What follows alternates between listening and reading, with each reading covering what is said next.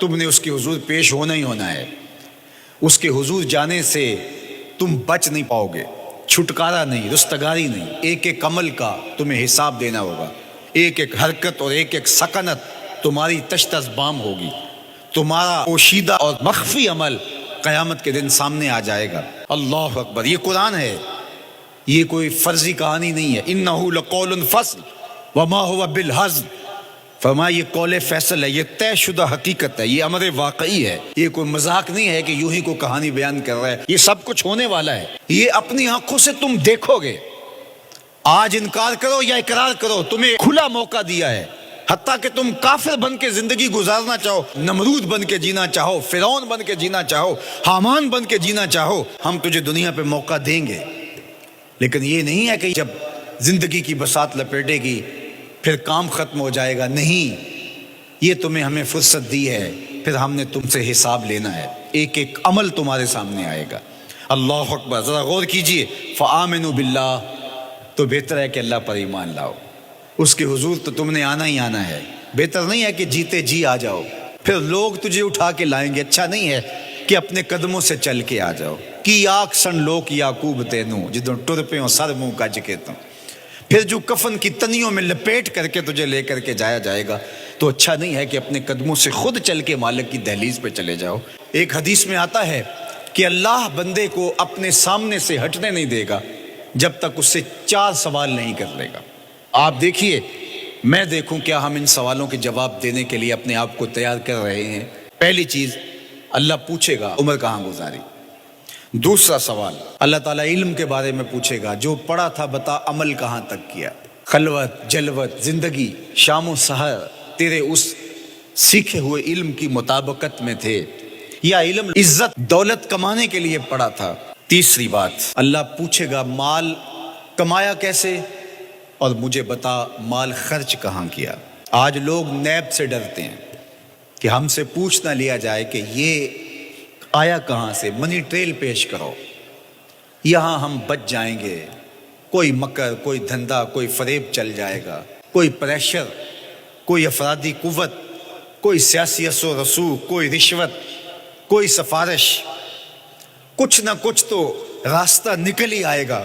اور آج کی دنیا میں صرف یہی پوچھا جاتا ہے کمایا کہاں سے. یہ نہیں پوچھا جاتا خرچ کہاں کیا. جیسے چاہو خرچ کرو، لیکن وہاں سوال ہوگا وفیما انفقہ، خرچ کہاں کیا. یہ سوال بھی کیا جائے گا. وعن جسم ہی فیما ابلاہ، اور جسم کے بارے میں پوچھا جائے گا اس جسم کو دی ہوئی توانائیوں کو خرچ کہاں کیا. بعض روایت میں ان شباب ہی فیما ابلاہ، جوانی کے بارے میں پوچھا جائے گا تیری جوانی کے خوبصورت دن کہاں گزرے. مجنو بن کے چوکوں میں کھڑا تو نہیں رہا، پارکوں کے گرد پروانوں کی طرح گھومتا تو نہیں رہا، تیری نظر بدکاریاں تو نہیں کرتی رہی، اپنی خواہشات کا غلام بن کے زندگی تو نہیں گزاری، تیری ساری رات 4 انچ کی سکرین کے اوپر بدکاریاں کرتے بسر تو نہیں ہوئی. پوچھا جائے گا بتا جوانی کہاں گزری. جوانی مستانی ہے یہ کہہ کر کے تو نے ہر ضابطے سے چھٹی تو نہیں کر لی تھی، یا جوانی کے تقدس کو تو نے محفوظ کیا اور راتوں کی تنہائیوں میں اللہ کے حضور سجدہ ریزی کرتا رہا. میرے اور آپ کے آقا و مولا نے فرمایا جو جوان جوانی میں توبہ کرے وہ اللہ کو محبوب ہے. اللہ اکبر.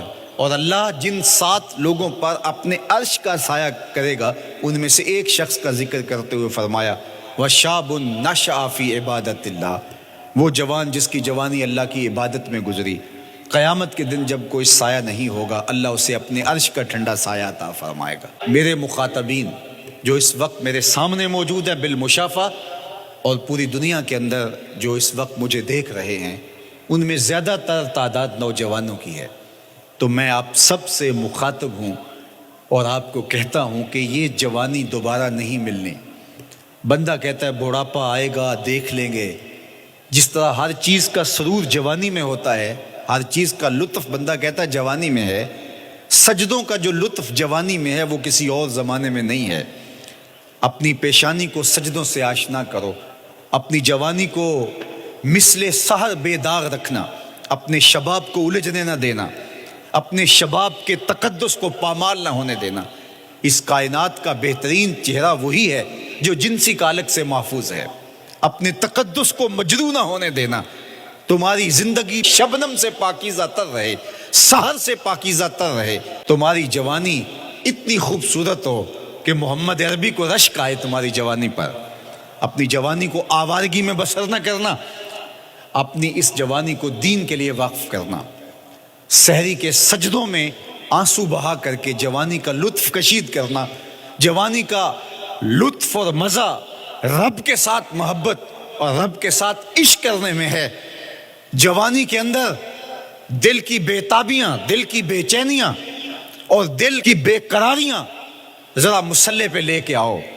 عشق کرنا ہے تو کسی آوارہ سے نہیں، عشق کرنا ہے تو رب العالمین سے کرو، آمنہ کے لال سے کرو، تو پھر دیکھنا کہ یہ جوانی کیا نور بخشتی ہے۔